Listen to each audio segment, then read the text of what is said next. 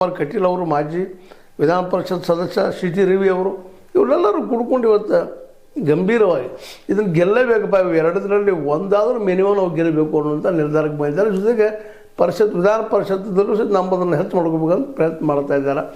ಅದು ಇವತ್ತಿನ ಸ್ಥಿತಿಯೊಳಗೆ ಒಂದು ರೀತಿ ಹೇಳ್ತೀನಿ ನಿಮಗೆ, ಸಮಬಲದ ಕುಸ್ತಿ ಅದ. ಆದರೂ ಸಹಿತ ಈಗ ಬಿ ಜೆ ಪಿ ವಿರೋಧ ಪಕ್ಷದಲ್ಲಿರೋದ್ರಿಂದಾಗಿ ಸಹಜವಾಗಿ ಗೆಲ್ಲುವ ಅವಕಾಶಗಳು ಕಡಿಮೆ ಆಗ್ತಾ ಹೋಗ್ತಾವೆ ಅನ್ನೋದು ಸಹಜ ಮಾತು.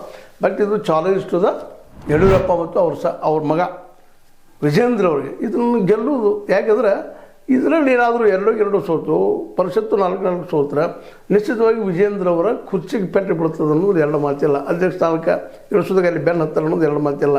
ಯಾಕಂದರೆ ಯತ್ನಾಳ್ ಆಲ್ರೆಡಿ ಈಗಾಗಲೇ ಹಿಂದುತ್ವದ ಮನೋಭಾವದ ಜನರ ಮನಸ್ಸನ್ನು ಗೆಲ್ಲುವಲ್ಲಿ ಯಶಸ್ವಿ ಆಗ್ತಾ ಇದ್ದಾರೆ. ಮತ್ತು ಮೊನ್ನೆ ನಡೆದಂಥ ಬೆಳಗಾವಿ ನಡೆದಂಥ ಅಧಿವೇಶನದಲ್ಲಂತೂ ಒನ್ ಮ್ಯಾನ್ ಶೋ ಇದ್ದಂಗೆ ಇರ್ತದೆ.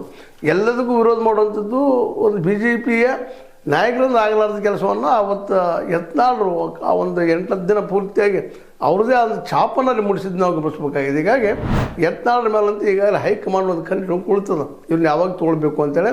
ಅದರಲ್ಲೂ ಯಡಿಯೂರಪ್ಪನವರು ವಿರೋಧಿ ಬಣದವರು ಮತ್ತು ತಟಸ್ಥ ಬಣದವರು ಇವತ್ತಿನ ಸದಾನಂದ ಗೌಡರಲ್ಲಿ ಕಾಣಿಸ್ಕೊಂಡಾರ, ಅವ್ರಿಗೇನೂ ಅನ್ನಿಸೋದನ್ನು ಗೊತ್ತಿಲ್ಲ. ಅದರಲ್ಲೂ ಬಿ ಎಲ್ ಸಂತೋಷ್ ಅಂತ ಈಗ ಇವತ್ತು ವಿಜೇಂದ್ರ ಅವ್ರು ಬೆನ್ನಿಗೆ ನಿಂತಿದ್ದಾರೆ ಅಂತೇಳಿ ಸುದ್ದಿಗಳು ಬರ್ತಾ ಇದ್ದಾವೆ. ಹೀಗಾಗಿ ಒಂದಿಷ್ಟು ಕೆಲವು ಜನ ಸಿ ಟಿ ರವಿ ಆಗಿರ್ಬೋದು, ಇನ್ನುಳಿದ ಅವರಾಗಿರ್ಬೋದು, ಗೋವಿಂದ ಕಾರಜೋಳ ಅವರಾಗಿರ್ಬೋದು, ಛಲವಾದಿ ಅವರಾಗಿರ್ಬೋದು ಬಂದು ನಿಂತಿದ್ದಾರೆ.